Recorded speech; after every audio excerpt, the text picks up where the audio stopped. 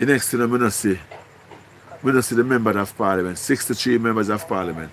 I don't know if Mr. Mark Golin here, my live was listening to my live or what, I don't know. But I hear him come out and him say him going to donate half of his salary to relief effort. See, I'm going to donate him salary to relief effort. See? I don't hear now there's MP come out and say it.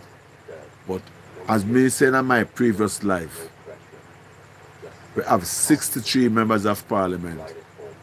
And every one of the members of parliament is getting more than $1 million for them pay. Enough more than $1 million for them pay. More than $2 million for them pay. So if each members of parliament can contribute out $1 million out of them pay to wars where are going.